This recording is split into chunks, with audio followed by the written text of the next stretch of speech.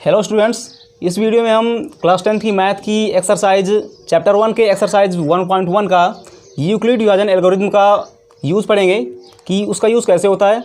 पिछली वीडियो में हमने पढ़ा था कि वास्तविक संख्याएं क्या होती है और उनके टाइप्स के बारे में हमने पढ़ा था और आई होप आपको वो वीडियो समझ में आ गया होगा। यदि वो वीडियो अभी समझ में नहीं आया तो आप कमेंट कर सकते हैं कमेंट बॉक्स में। तो चलिए आज एक्सरसाइज 1.1 जिसमें है यूक्लिड विभाजन प्रमेयिका।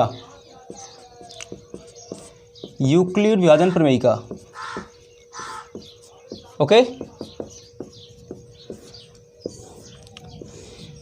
ये एक एल्गोरिथम है किसके लिए? यूक्लिड विभाजन प्रमेयिका जो है एक किन्हीं भी दो संख्याओं या उससे अधिक की संख्याओं का एचसीएफ निकालने के लिए इसका यूज़ किया जाता है। ओके, तो वैसे अपने गणित में जो है, अपने मैथ में वैसी दो विधियाँ होती है किसके लिए? एचसीएफ निकालने के लिए। पहली है गुणनखंड विधि। कौन सी है? गुणनखंड विधि, जिसका यूज जो है एचसीएफ यानी कि महत्तम समापवर्तक निकालने के लिए किया जाता है। ओके, और दूसरी विधि जो है अपनी है भाग विधि। क्या है? भाग विधि। आपने नाम तो सुना ही होगा। भाग विधि यानी कि यूक्लिड विभाजन प्रमेयिका का एक रूप है। ओके, यानी कि आप भाग विधि कहो या यूक्लिड विभाजन प्रमेयिका कहो। ओके, यूक्लिड विभाजन एल्गोरिथम। ठीक है, तो आज की इस वीडियो में पढ़ेंगे कि यूक्लिड विभाजन प्रमेयिका जो है उसका यूज़ कैसे किया जाता है, इसके फॉर्मूलाज जो हैं कैसे लगते हैं। ओके, तो चलिए ज़्यादा टाइम ना लेते हुए वीडियो को शुरू करते हैं। यदि आप इस चैनल पर नए हैं तो हमारे चैनल को सब्सक्राइब कर लें, जिससे हमारे आने वाली वीडियो की नोटिफिकेशन जो है आप तक आसानी से और समय पर पहुँच सके। ओके, सो स्टूडेंट्स, आज हम यूक्लिड विभाजन प्रमेयिका के बारे में जानेंगे। ओके, सो आप तो जानते ही हैं इसका यूज जो है किसी भी दो संख्याओं या उससे अधिक की संख्याओं का एचसीएफ यानी कि महत्तम समापवर्तक निकालने के लिए किया जाता है। ओके, सिंपली इसका फॉर्मूला जो है यानी कि इसका सूत्र जो है वो होता है a बराबर बी क्यू प्लस आर। क्या होता है? a बराबर B Q plus R. Okay, जहाँ पर r का मान जो है 0 कभी भी नहीं होना चाहिए। ओके, r का मान जो है 0 नहीं होना चाहिए कभी भी। और जहाँ पर a जो है वो है अपना भाजक और b जो है वो है भाज। ओके, और q जो है वो है भागफल। ओके, यानी कोशिएंट। और r जो है वो है अपना शेषफल यानी कि रिमाइंडर। ओके, क्या समझ आया कि a जो है भाजक है, b भाज्य है, q भागफल है, r शेषफल है। आपको पता नहीं होगा कि भाजक क्या है, भाज्य क्या है। तो जब हम भाग देते हैं यानी कि जैसे हम 2 से 10वीं भाग दिया, हमने 2 से 10वीं भाग दिया। ओके, तो जिससे भाग जा रहा है, जिससे हम भाग दे रहे हैं, कौन सी संख्या है? 2 से हम भाग दे रहे हैं, किस में दे रहे हैं? 10 में। तो जिस संख्या से हम भाग दे रहे हैं वो कहलाता भाजक। भाजक यानी काटने वाला। ओके, भाजक यानी काटने वाला। कौन काट रहा है? 2, तो ये कहलाएगा भाजक, ये कहलाएगा भाजक। और जिसमें काट रहे हैं, जिसमें भाग दे रहे हैं, ओके, तो ये कहलाएगा भाज्य। 10 का कहलाएगा भाज्य। क्लियर? तो ये कहलाते भाजक और भाज्य। भागफल तो पता ही है, 2 पंचे 10, तो 5 का कहलाएगा भागफल। ओके, और जो रिमाइंडर बचेगा, जो नीचे शेषफल बचेगा, वो कहलाएगा शेषफल। ओके, सो चलिए इस यूक्लिड विभाजन प्रमेयिका जो हम किसी एक क्वेश्चन के द्वारा समझते हैं। हमारा पहला क्वेश्चन जो है वो है 135 और 225। क्या है? 135 और 225, इसका एचसीएफ निकालना है यानी कि महत्तम समापवर्तक। किस विधि से? यूक्लिड विभाजन एल्गोरिथम या यूक्लिड विभाजन प्रमेयिका से। ओके, इसे हम भाग विधि भी कहते हैं। क्या कहते हैं? भाग विधि। ओके, सो हम 135 और 225 का इस विधि से जो है क्या निकालेंगे? एचसीएफ यानी कि महत्तम समापवर्तक। सो सिंपली में क्या करना है, बहुत ईजी विधि है। हमें ये देखना है कि 135 और 225 में कौन सा बड़ा और कौन सा छोटा है उससे। ओके, कौन सी छोटी संख्या है और कौन सी बड़ी संख्या है। तो 135 जो है छोटी है किससे? 225 से, यानी कि 135 इज लेस देन 225। ओके, 225 बड़ा है, 135 क्या है? छोटा है। तो हमें क्या करना है, केवल सिंपली यहाँ पर भाग देना है। आपसे भाग तो बनता ही होगा, सिंपली यहाँ पर भाग देना है। ओके, तो 135 जो है इसे हम मान लेंगे भाजक। क्या मान लेंगे? भाजक। सो जो छोटी वाली संख्या होती है उसे हम मान लेते हैं भाजक, और जो बड़ी वाली संख्या होती है उसे हम मान लेते क्या, भाज। ओके, जिस पर भाग देना है वो कहलाता भाज, और जिससे भाग देना है वो कहलाता है भाजक।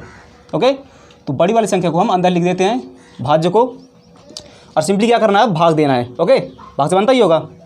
तो 135 एक कम 135, क्योंकि 2 बार देंगे तो कितना हो जाएगा, ज़्यादा हो जाएगा, कितना हो जाएगा 270। तो 135 एक कम 135। ओके, कीजिए माइनस, 5 5 गया 0 और 22 में 13 गया 9। ओके, कितना आया 90 यानी कि 90। ओके, अब क्या करना है कि ये तो हुआ पहला स्टेप। ओके, अब ये जो हमारा शेष फल है, ये पहले स्टेप का जो शेष फल है वो कहलाएगा अब हमारा भाजक। ओके, और ये जो 135 है ये कहलाएगा हमारा भाज्य। क्लियर? पहले वाले स्टेप का ये जो भाजक है वो कहलाएगा हमारा भाज्य, और जो शेष फल है रिमाइंडर वो कहलाएगा भाजक। ठीक, क्लियर? और सिंपली इस तरह भाग दे देना है। चलिए भाग दीजिए।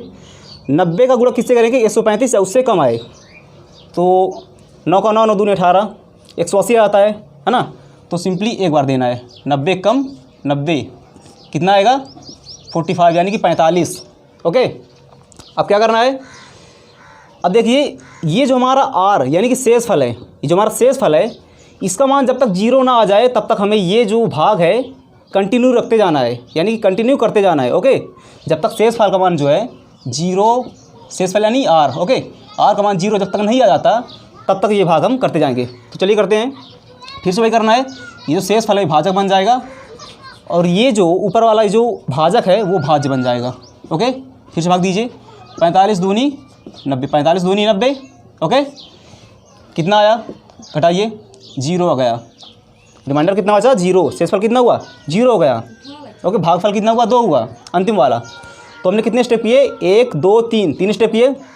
अब सिंपली आपको क्या करना है कि यहाँ पर लिखना है यूक्लिड विभाजन एल्गोरिथम।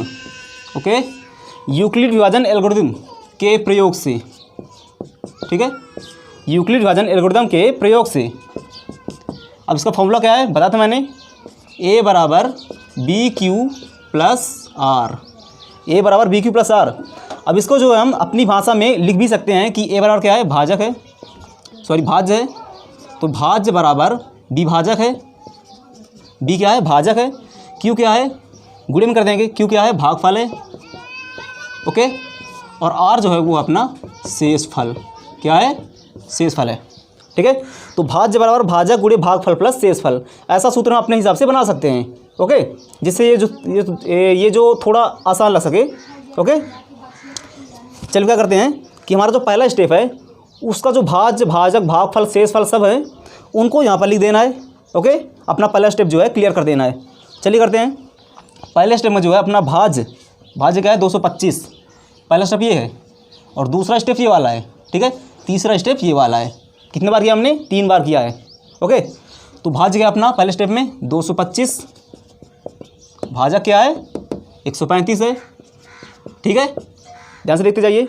और भागफल जो है वो 1, कितना है 1 है, प्लस शेषफल कितना है 90 है पहले स्टेप में। ओके, अब देखिए ये हमारा पहला स्टेप है। ओके, अब दूसरा स्टेप करते हैं। ये रहा दूसरा स्टेप, इसमें क्या ये क्या है भाज्य है।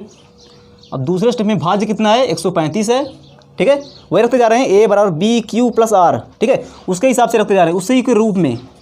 ठीक है, तो दूसरे स्टेप में अपना भाज्य ये रहा, भाजक कितना है 90 है, 90 रख देंगे, गुणे भागफल कितना है 1 है, 1 रख देंगे, प्लस शेषफल कितना है रिमाइंडर 35 है। क्लियर, ये हुआ हमारा दूसरा स्टेप। अब आएगा तीसरा स्टेप। ठीक है, तो तीसरे स्टेप में क्या है देखते जाइए। तीसरे स्टेप में अपना भाज्य ये रहा, भाजक ये रहा, भागफल ये, शेषफल ये। ठीक है, शेषफल वाला कितना रहा है 0। यदि शेषफल आ रहा 0 तभी हमने क्या किया, इस सवाल को समाप्त कर दिया। ठीक है, तो जब शेषफल 0 आ जाता है तो हम अपना सवाल जो है समाप्त कर देते हैं, एंड कर देते हैं। ठीक है, अपना आंसर आ जाता है। अब देखिए तीसरे स्टेप में हम लिखेंगे भाज्य कितना है 90 है, भाजक कितना है 45 है, ये भाजक है। ठीक है, भागफल कितना है 2, और शेषफल कितना है रिमाइंडर वो है 0। कितना है 0। तो जब r का मान यानी कि शेषफल 0 आ जाता है तब हम अपना सवाल जो है यहाँ पर समाप्त कर देते हैं। ओके, अब देखिए, अब जिस भाजक के कारण हमारा शेष फल यानी कि रिमाइंडर जो 0 आ रहा है वो कहलाएगा हमारा 135 और 225 का क्या HCF। क्या कहलाएगा? 135 और 225 का HCF, ये भाजक, जिसके कारण हमारा शेष फल जो है वो 0 आ रहा है, रिमाइंडर जो है 0 आ रहा है। ठीक है, तो वो भाजक कहलाएगा हमारा, यानी कि 45 जो है हमारा HCF है। ठीक है, सिंपली यहाँ पर लिख देंगे कि चूँकि R बराबर 0 अतः 135 और 225 का HCF ये वाला, ठीक है ना, जिसके कारण हमारा रिमाइंडर जो है 0 आ रहा है, वो वाला भाजक HCF, सॉरी 135 और 225 का भाजक। ठीक है, भाजक 45 हमारा HCF होगा, यानी कि महत्तम समापवर्तक होगा। क्लियर? केवल इतना है। क्या है? 135 और 225 का हमें क्या करना है? HCF निकालना है। तो उसमें देखना है कि कौन सा भाजक है, कौन सा भाज्य है। तो भाजक कौन सा होगा? छोटा वाला, और भाज्य कौन सा होगा? बड़ा वाला। ठीक है, सिंपली यहाँ पर भाग करते जाना है। ठीक है, जितने भी स्टेप आ रहे हैं, जब तक शेष फल का मान 0 नहीं आ जाता, जब तक शेष फल 0 नहीं आ जाता, तब तक हम जो है भाग करते जाएंगे। ठीक है, एक बार किया, ठीक है, जो शेष फल है उसे हम भाजक मान लेंगे, और जो ये पहले वाला भाजक है, ठीक है, उसे हम भाज्य मान लेंगे। ठीक है, फिर भी नहीं आ रहा, फिर से वही करेंगे, जो शेष फल है उसे हम भाजक मान लेंगे, फिर ये वाला जो भाजक है उसे हम भाज्य मान लेंगे। ठीक है, तो जब तक R का मान 0 ना आ जाए तब तक हम ये क्रिया करते रहेंगे, ये भाग जो है करते रहेंगे। क्लियर? फिर ये जो जितने भी स्टेप आ रहे हैं उसे हमें यहाँ पर लिख देना है, यूक्लिड विभाजन एल्गोरिथम के प्रयोग से A बराबर BQ प्लस R के रूप में लिख देना है। ठीक है, A क्या भाज्य है, B क्या भाजक है, Q क्या भागफल है, R क्या शेष फल है। इजी तो है। ठीक है, फिर हमें जितने भी स्टेप आ रहे हैं उन्हें इस रूप में लिख देना है। ठीक है, एल्गोरिथम के प्रयोग से, ठीक, यूक्लिड विभाजन एल्गोरिथम के रूप में लिख देना है, A बराबर BQ प्लस R के रूप में। ठीक है, अब देखिए, फिर जो अंतिम वाला भाजक है जिसके कारण हमारा शेष फल जो 0 आ रहा है वो हमारा भाजक होगा, सॉरी HCF होगा। क्या होगा? HCF होगा 135 और 225 का। क्लियर? सो दोस्तों, यदि ये वीडियो आपको अच्छा लगा तो इसको लाइक कर दीजिए, और यदि आप चैनल पर नए हैं तो चैनल को सब्सक्राइब भी कर दीजिए। यदि आपको इस पर कोई भी क्वेश्चन और कोई भी क्वेरी है इससे संबंधित, ठीक है, तो कमेंट बॉक्स में कमेंट जरूर करिए। और इसके आगे वाला यानी कि दूसरा, कौन सा? दूसरा क्वेश्चन जो है आप अपने से खुद से कीजिए। यदि आपसे नहीं बनता है तो कमेंट बॉक्स में कमेंट कीजिए कि आपसे नहीं बनता है, तो हम आगे बढ़ाएंगे और आगे बताया जाएगा। ओके, तो आज की वीडियो में बस इतना ही। धन्यवाद।